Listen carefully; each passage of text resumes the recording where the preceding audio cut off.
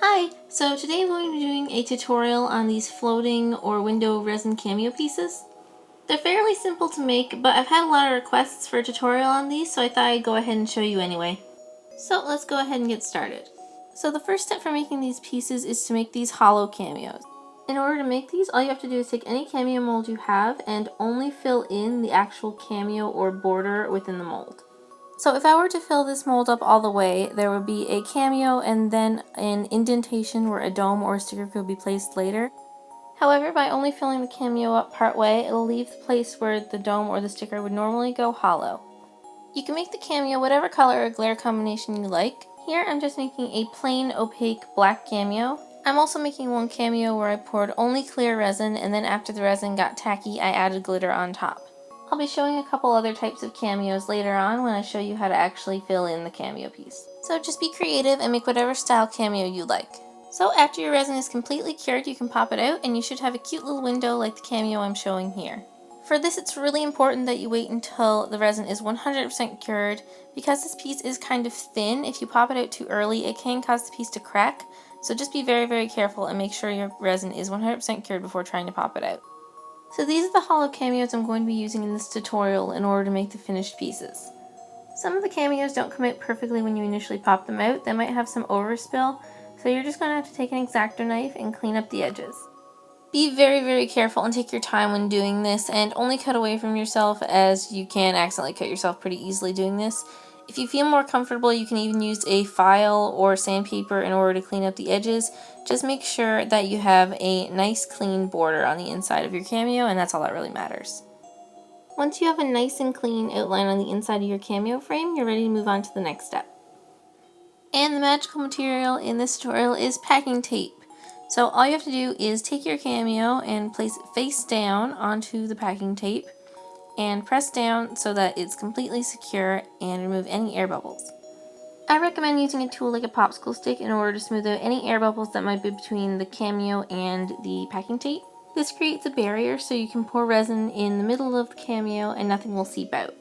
I want to say that I am not the first person to do this. There are several other tutorials that use packing tape in a similar way. I will leave any tutorials I know of that use this technique in the description below. I'd also like to point out that this method of facing the cameo face down onto the packing tape only works if the cameo is completely flat on top. If there are any indentations or details on your cameo, then you won't be able to create a good seal between the tape and the cameo, and your resin is going to seep through.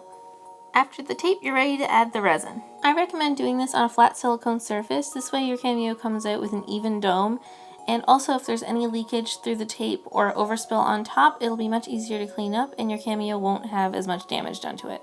So to start off, you're just going to take a small amount of clear resin and add it to the center of the cameo piece. You're going to want to fill it just to the line where it would meet the cameo so that it's not overspilling onto the cameo piece, and this is just a thin layer in order to add the sticker. The way I like to do this is add just enough to add the sticker, and then once the sticker is placed in the first layer, I'll add enough to dome the entire piece on top of it before the resin's cured.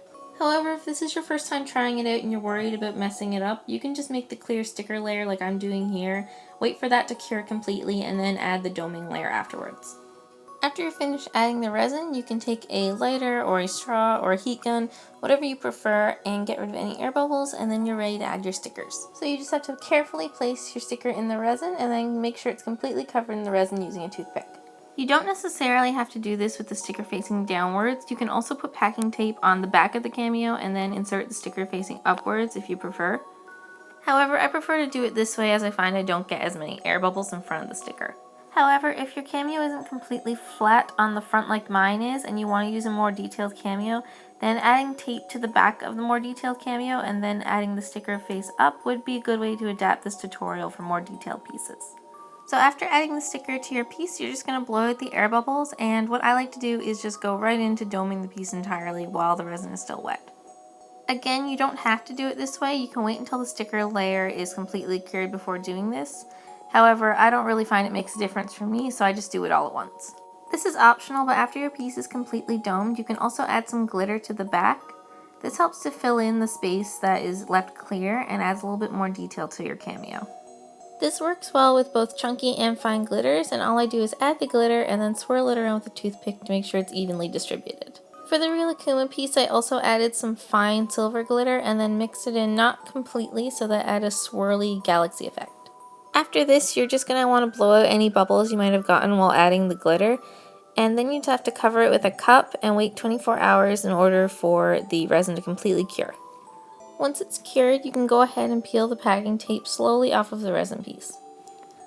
I didn't have any problems with the tape leaving residue on the resin piece, but if it does leave residue, you can go ahead and clean it up with a Q-tip and some rubbing alcohol.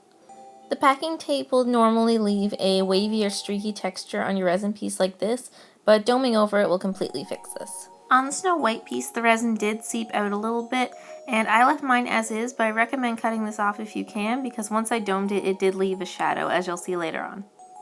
Before I dome the top, I like to add my rhinestones and embellishments first.